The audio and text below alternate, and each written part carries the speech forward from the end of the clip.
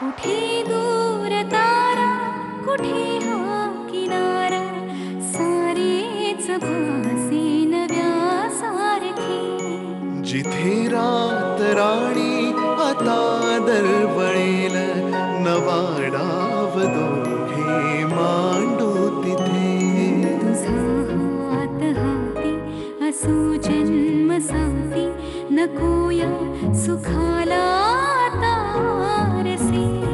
तुझी साथ असता माझ्या आकाशी, कशी चांदण्याची आरास आहे. अजूनही वाटते मला की, अजूनही चांदण्यात आहे, अजूनही चांदण्यात आहे.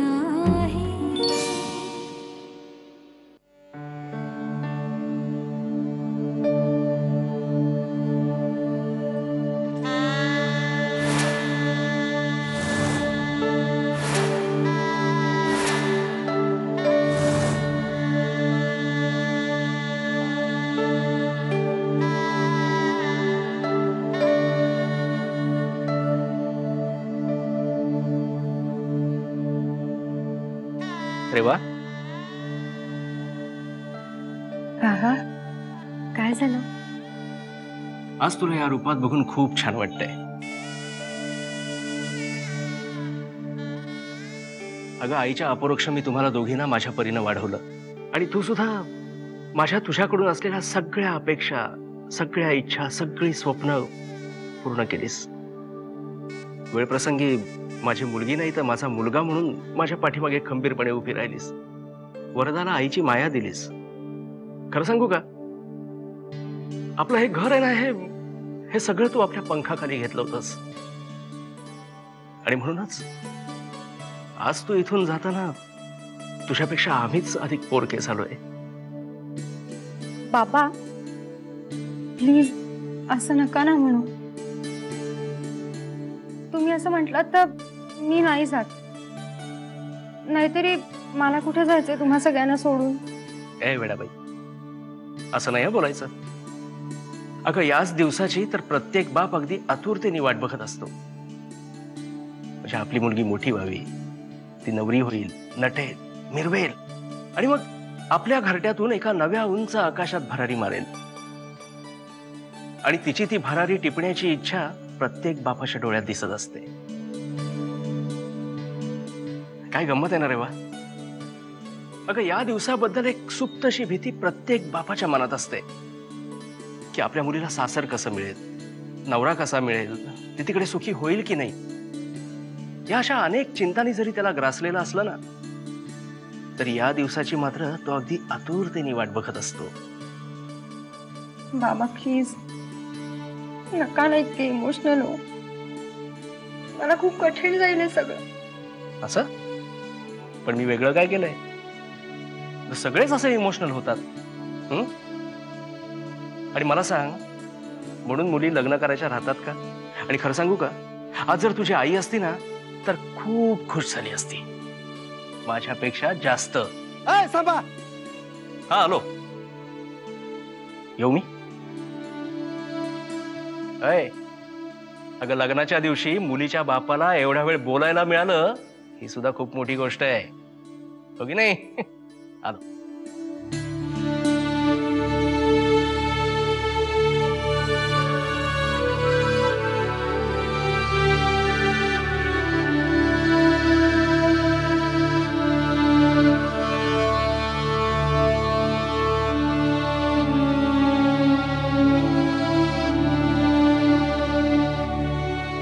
वरदा काय ग ताई?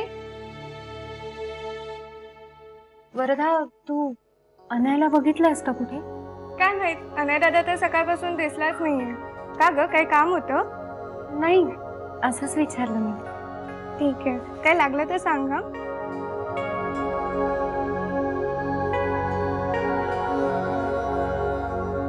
कुठे असेल अनय?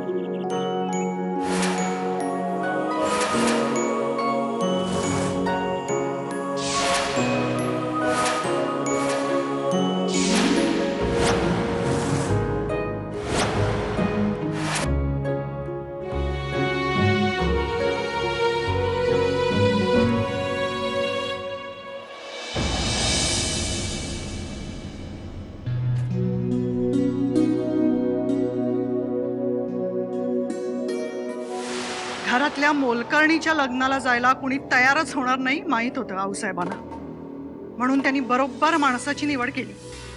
त्या लायकीचं लग्न त्या लायकीचीच माणसं पाठवणार ना आऊसाहेब. नाहीतर सरनोबत कुटुंबाचं प्रतिनिधित्व करायला माणसं काही मेली आहेत का? एका लग्नाचा मान मिळाला म्हणून कोणी स्वतःला मोठं समजू नये.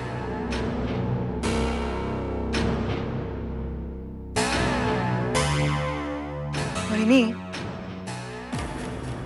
ह्या वाड्यात लग्न होणार, कधीही न पाहिलेलं लग्न. मेघदत्त आणि रोमिलाचं लग्न. तुमच्या तोंडात साखर पडू अलकवंस.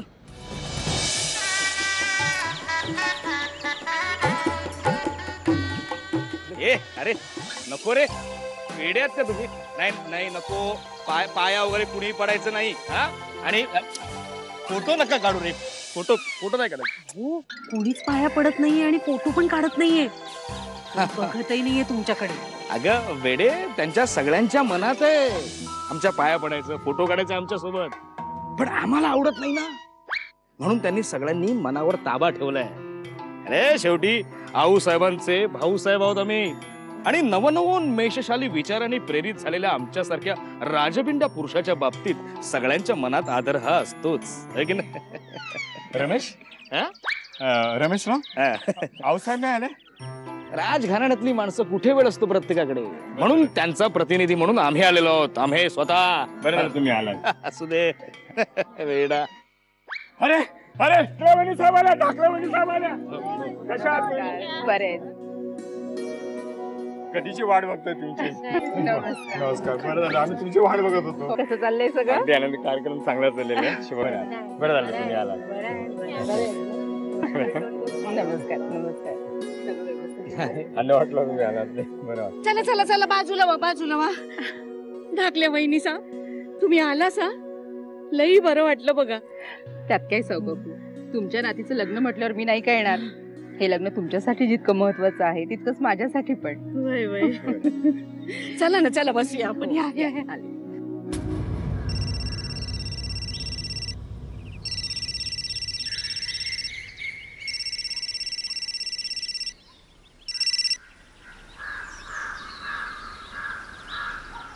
काय रे, काय चाललंय? नाही म्हणजे कसं आहेस? काळजी नको करूस गोपी,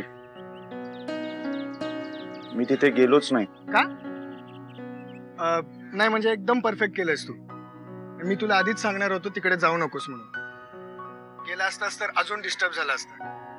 चल जाऊ दे, नाही गेलायस ना. Now just sit back and relax. हे बघ, टेन्शन घेऊ नको, जे गेलं ते सोडून दे. तेच तर होत नाही ना रे. रिलॅक्स वगैरे काही करू शकत नाही आता मी. इथे थांबलोय खरा मी, पण असं वाटतं एकदा तिला शेवटचं पाहून यावं. अजिबात नाही. हे बघ आन्या, तू हे सगळं डोक्यातून काढून टाक आता. हे बघ रेवा, तुझ्या आयुष्यातलं एक स्वप्न होतं आणि प्लीज आता ते ऍक्सेप्ट कर. कारण जर आता तुला त्रास झाला ना तर तो तुला कधीच सहन होणार नाही. प्लीज.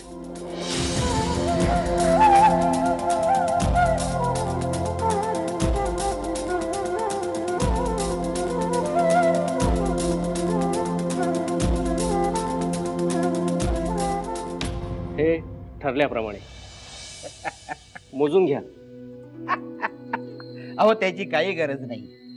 चला, मंडपात जाण्याच्या आधी नियमाप्रमाणे सारं काही झालं. तुम्ही दिलेला शब्द पाळलात, हे चांगलं झालं. नाही, खरंच चांगलं झालं. होय, आम्ही आतापर्यंत दिलेला शब्द पाळतच आलो. देवा लहान होती तेव्हा तुम्हाला शब्द दिला होता, पोरीचं लग्न तुमच्या पोराशी करू म्हणून. शब्द पाळण्यासाठीच चालले. आम्ही आमचा शब्दच पाळला. अहो, आमच्या मुलाच्या लग्नात तुम्ही जेवढं दिलं त्याच्यापेक्षा कित्येक पटीने जास्त आम्हाला मिळू शकत होतं, पण आम्ही शब्द पाळलाय.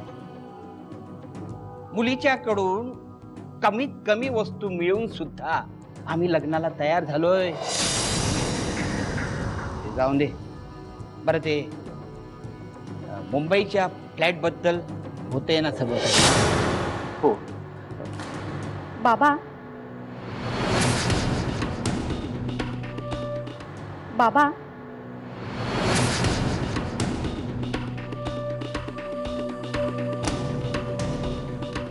काय चाललंय?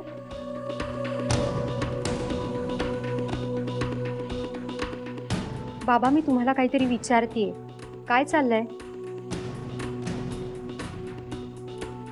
रेवा, रेवा, ए रेवा, इथं आहेस वय पोरी? अगं मनपसंती वाट बघते तुझी. चल चल चल. आजी, एक मिनिट. मला कळायलाच हवं इथे काय चाललंय ते. सांगताय ना बाबा? अगं रेवा, आपण ते मागवून बोलूया ना. तू आधी चल बघू. आजी, आतापर्यंत तुम्ही सांगाल तसंच वागत आलीये मी. या लग्नाला सुद्धा तयार झाले, कारण माझ्या लहानपणी तुम्ही शब्द दिला होता. पण माझी एकच अट होती, या लग्नात कुठल्याही प्रकारचा हुंडा दिला किंवा घेतला जाणार नाही. आणि याचंच उत्तर हवंय मला. बाबा, प्लीज प्लीज खरं काय ते सांगा.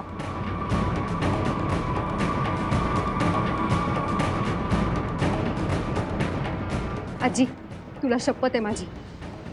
प्लीज मला खरं काय ते सांग. या लग्नात हुंड्याचा व्यवहार होतोय ना?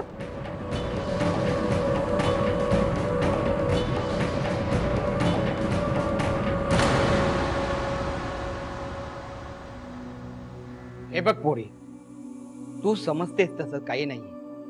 आम्ही तसली माणसं नाही जी मुलीकडच्याकडून वाटेल तसे पैसे उकळतील, त्यांना फसवतील. हे फक्त नाही आहात ना तुम्ही तसे? मग करून दाखवा ना तसं.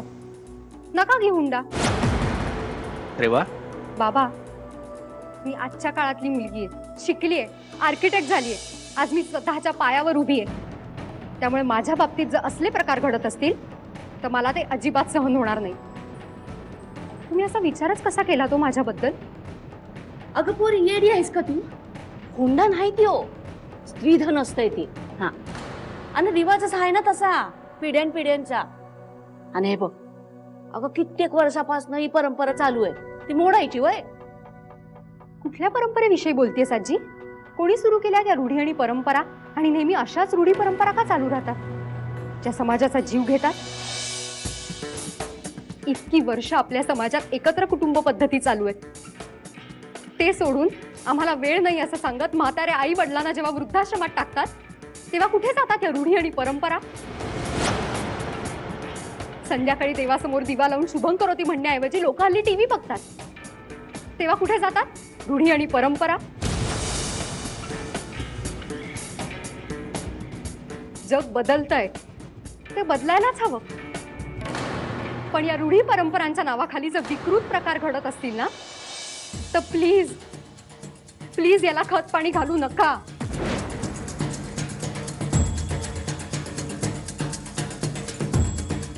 रेवा, रेवा, बस झालं. अगं, आणि खरंच मी काही जे देतोय ना ते माझ्या खुशीनं देतोय. खरंच मला झेपेल तितकंच देतोय. बाबा, आजपर्यंत हे सगळं उभारण्यासाठी तुम्ही किती कष्ट केलेत ना, ते फक्त मला माहिती. माझ्या सुखाची किंमत मोजताय ना तुम्ही. पण अशा घरात जाण्यापेक्षा तुमची मुलगी आयुष्यभर एकटं राहणं पसंत करेल. रेवा, हो बाबा. या लग्नात जर हुंडा दिला जाणार असेल तर हे लग्न होणार नाही. असं मग आम्हाला या लग्नात रस नाहीये. अहो आमचा मुलगा काय रस्त्यावर पडलेला नाही. अहो त्याला एकापेक्षा एक सरस स्थळ मिळतील. आणि तुमच्या मुलीचं लग्न जर मोडलं आणि हे त्या मंडपामधल्या लोकांना कळलं तर तुमच्या मुलीबद्दल त्यांची काय मतं होतील याचा विचार तुम्ही करा. राव अशी डोक्यात राग घालून नका घेऊन. पोरगी आहे, आपण समजावती का? तुम्ही असं लग्न टाकून गेलात तर गावात बदनामी येऊन पोरीची. नका करू तसं, थांबा तुम्ही. अहो आम्हाला याच्याशी काही देणं घेणं नाहीये. हे तुमचे पैसे. हे लग्न मोडलं म्हणून समजा. असं करा, ऐका जरा तुम्ही. थांबवा थांबवा हे लग्न. हे बघा, हे लग्न करण्याची काही गरज नाही आपल्याला. पण असं झालं तरी काय? मुलीला पंख फुटलेले आहेत. अहो असला निखारा पदरात न बांधणंच उत्तम. चला राव मी काही सांगू नका, सगळं कळलंय आम्हाला. चला तुम्ही चला. काय ऐकायचं नाही ना. नाही नाही नाही लग्न करू नका. मला ऐकायचं नाही. बस करा. अरे हे बेटा काय झालं? तुम्ही आपण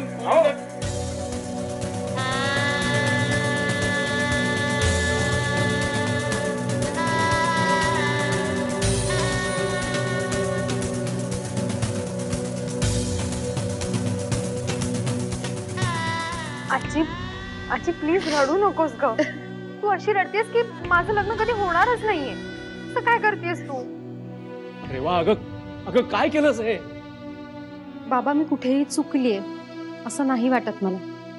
चुकली नाहीयेस तू पोरी, पण समाजात अशा रीती झुगारून नाही देता येत. प्रवाहाच्या विरुद्ध पोहणं लय कठीण असतं पोरी. देवा, तू आज जशी वागली आहेस ना त्याचा आम्हाला लय कौतुक वाटते. पण त्यामुळं आमच्या मोर एक नवीन चिंता उभी राहिली आहे. पुरी, अशा रीतीनं जेव्हा मुलीचं लग्न मोडतं ना तेव्हा जग कोण बरोबर कोण चूक याचा विचार नाही करत. सगळं पाप पोरीच्या माथी मारून मोकळा होतो. अशा परिस्थितीत तुझ्याशी कोण लग्न करणार भैरवाला ठाऊक. मी तयार आहे लग्न करायला.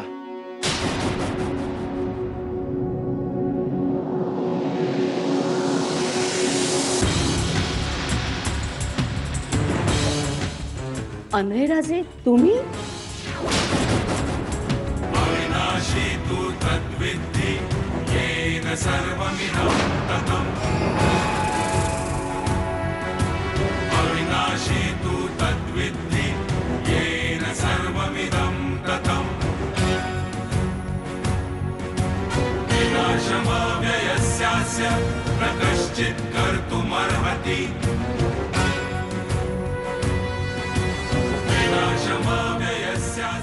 हे काय आहे? हे अगं निशाणी आहे कसली तरी.